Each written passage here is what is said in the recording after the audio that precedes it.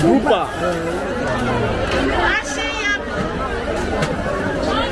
Mi ò record moment segment moment ẹ má bínú ẹjọ ìyẹn mi ò record moment mi ò tọ́ gbé ní ẹjọ bá ń tún gbé sókè ẹ má bínú wa ẹjọ wa tó bá yẹ pé ọ lè bá mi gbé ni mi bá ok grouper fish ẹnu ẹ̀yẹn.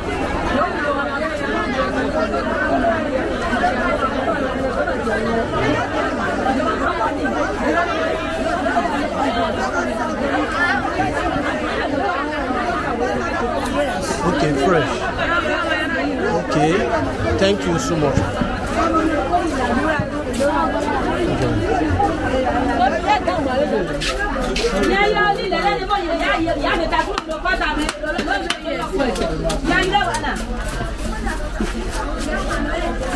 Well done.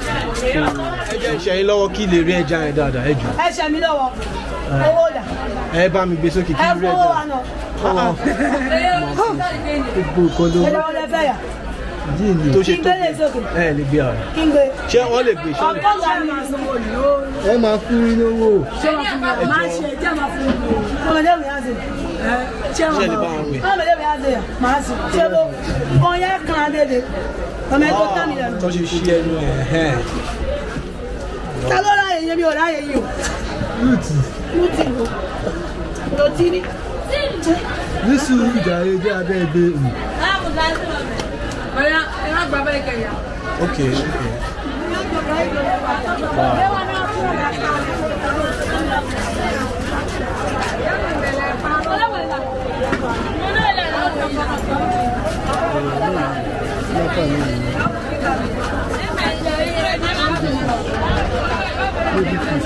Baby fish.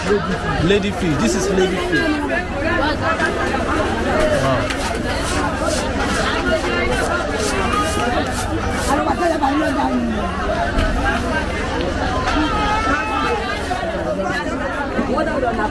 Wow.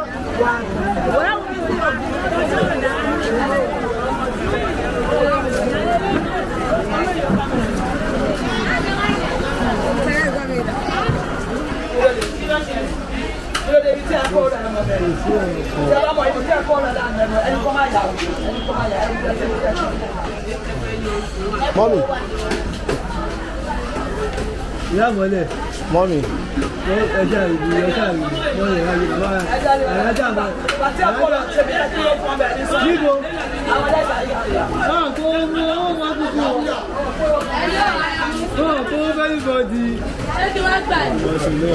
Student mi ma.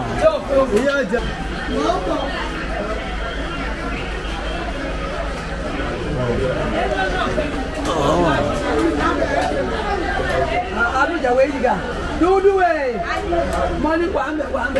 Awa one be. Ma che fun abi ta ma che. One ma che fun. Ma che fun olenu.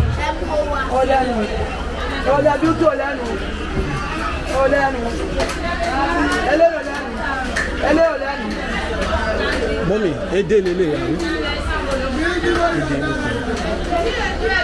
Bi to olenu.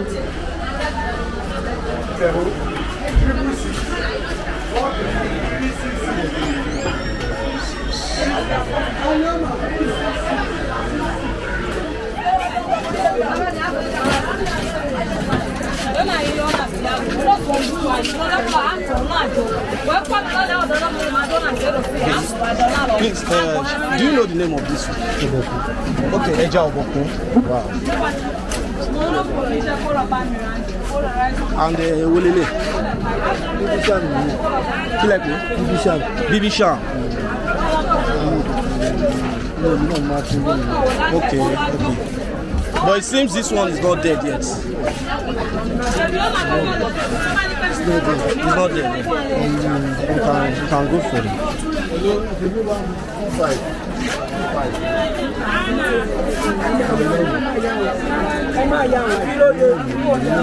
Okay, the same brand. Okay.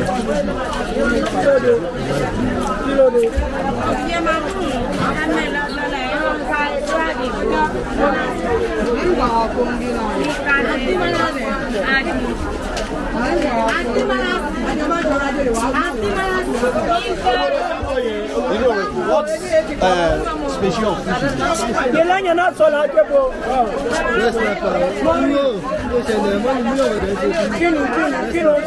Red sniper.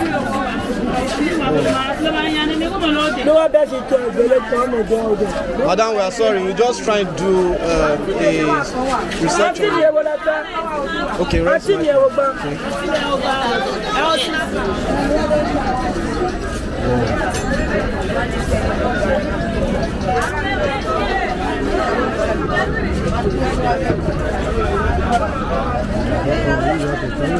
Okay, this crab. Madam, kilo ko yìí. Ẹjọba. Kuta. Okay.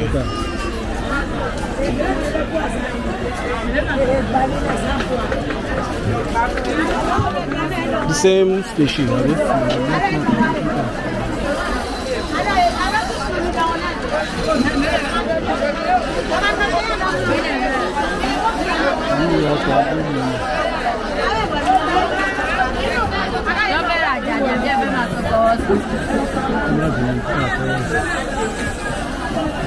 What species of fish is this?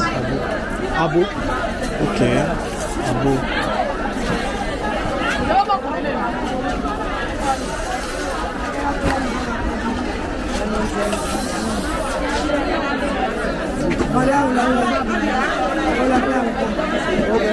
Madam, what species of fish is this? Irú ẹja olele. Kí lorúkọ ẹ̀? Ma? Molas. Moles. Okay, moles fish. Okay, croaker, barracuda, obokun. Okay. Madam, do you have any of these live fish, live ones? Okay, ejaro.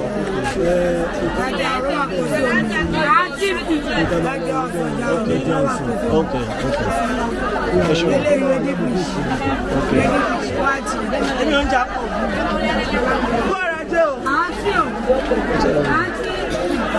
How about this?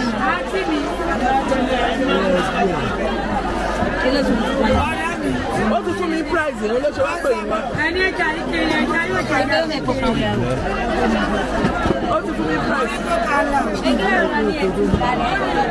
Kí lorúkọ yẹn?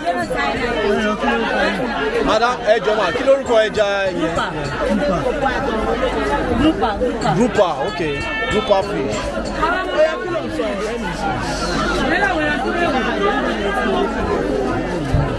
Okay, this obokun.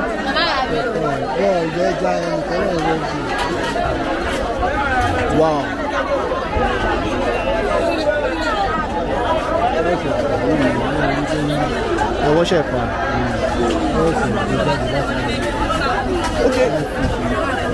Okay, wọ́n ti pa yet, ó sì ṣẹ̀ṣẹ̀ pa. Eléyìí wá ńkọ́, kí lorúkọ ilé? Ètò pẹlẹbẹ. Ọ̀wẹ̀rẹ̀. Wow, this is ọ̀wẹ̀rẹ̀ fish in Makoko fish market. Okay.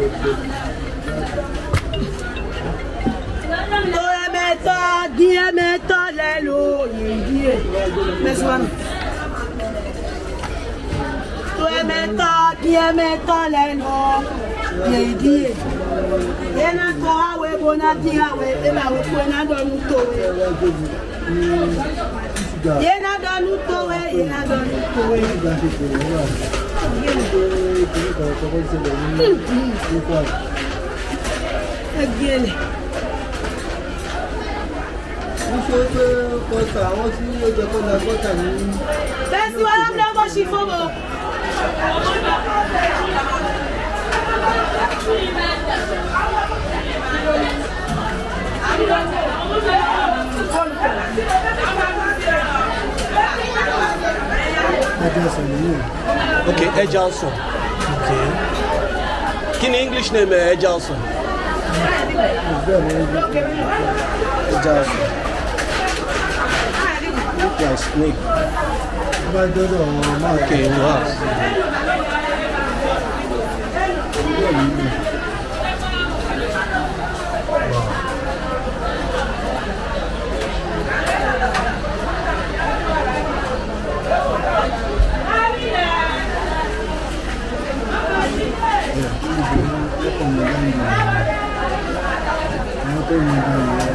Okay, ká lọ rẹ̀.